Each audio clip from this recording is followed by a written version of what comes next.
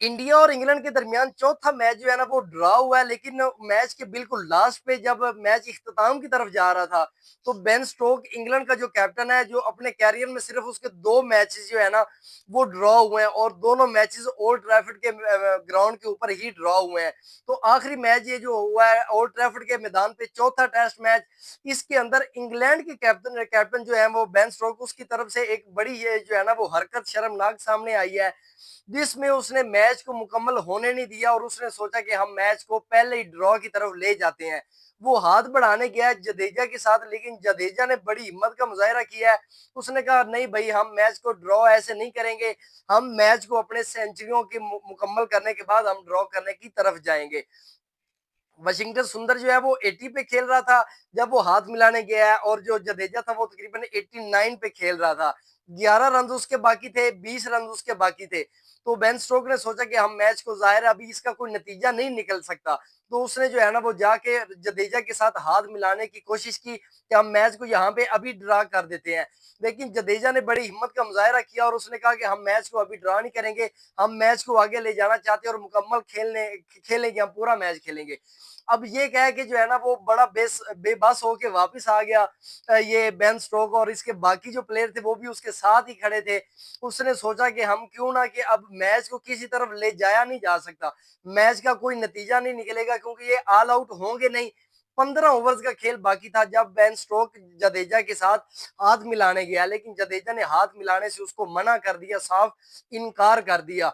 तो Ben Stoke जो है ना वो शर्मिंदा होकर फिर वापस पलटा, साथ ही उसके प्लेयर जो बाकी थे वो भी वापस पलट आए। उन्होंने कहा कि चलो अब तो पूरे ओवर जो है ना वो हमें डालना पड़ेंगे।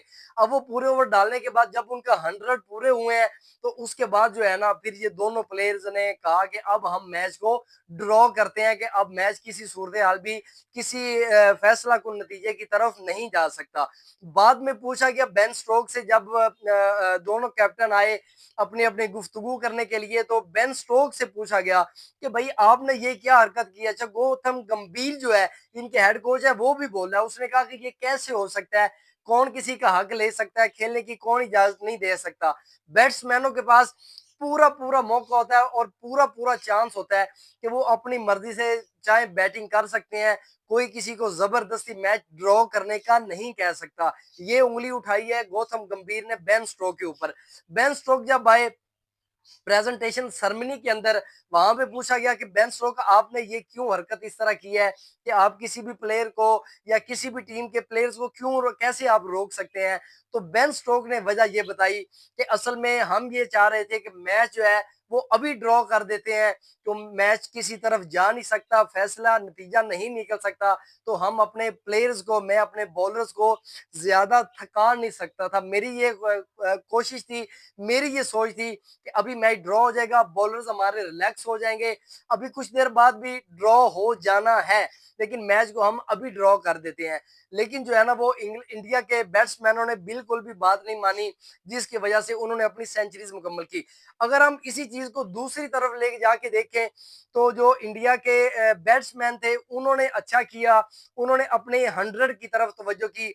वैसे तो ये आप कह सकते हैं कि दूसरे इंग्लैंड वाले कहेंगे कि ये सेल्फिश इनिंग खेली गई, उन्होंने सेल्फिश खेला, लेकिन इंडिया की तरफ से अगर देखा जाए तो किसी भी टीम का, किसी भी जो कोई भी प्लेयर होता है वो अपने मुल्क के लिए 100 करता है, तो वो उसके लिए बड़ी एजाज की बात होती है। सुंदर के लिए बड़ा अच्छा मौका था, और जडेजा के लिए वो तो वर्ल्ड का बेस्ट जो है ना, वो जिस तरह बेन स्टोक है उसी तरह ऑलराउंडर है ये रविंद्र जडेजा।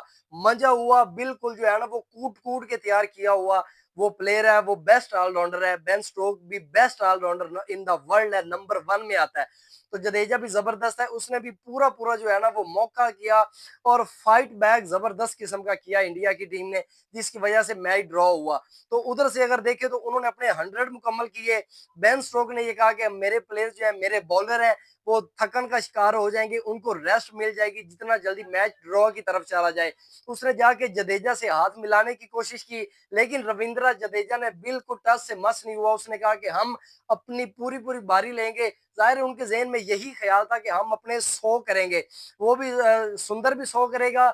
जडेजा ने कहा मैं भी 100 करूंगा, उसके बाद जो है ना हम अपनी टीम को डिक्लेयर करेंगे। डिक्लेयर का मुराद ये है कि मैच हम फिर ड्रॉ का फैसला कर पाएंगे। तो वही उन्होंने किया कि बेन स्टोक को उन्होंने बिल्कुल जो है ना वो लाजवाब कर दिया। बिल्कुल स्ट्रेट फॉरवर्ड उन्होंने ना कर दी कि हम मैच को अभी बिल्कुल ड्रॉ नहीं करेंगे। बेन स्टोक जो है ना अपनी विद कंपनी विद अपनी टीम के प्लेयर्स के साथ फिर वापस आया और आके उसने अपनी जो है ना बॉलिंग को फिर जारी रखा और ये दोनों प्लेयर्स अपने 100 करने के बाद इन्होंने मैच को ड्रॉ किया, जो कि इंडिया के लिए एक अच्छी चीज है। इनके बैट्समैन नीचे वाले नंबर्स पे आकर भी रन्स करते हुए नजर आ रहे हैं। तो ये जो है ना ये सिनेरियो है, ये हरकत थी इसकी बेन स्टोक की। लेकिन उसके अगर आप पॉइंट ऑफ व्यू से देखें, वो अपने ख्याल से अच्छा सोच रहा था, लेकिन इंडिया के जो प्लेयर्स हैं उन्होंने सोचा, वो भी उन्होंने अपने ख्याल से अपने पॉइंट ऑफ व्यू से अच्छा सोचा था, जो कि दोनों का।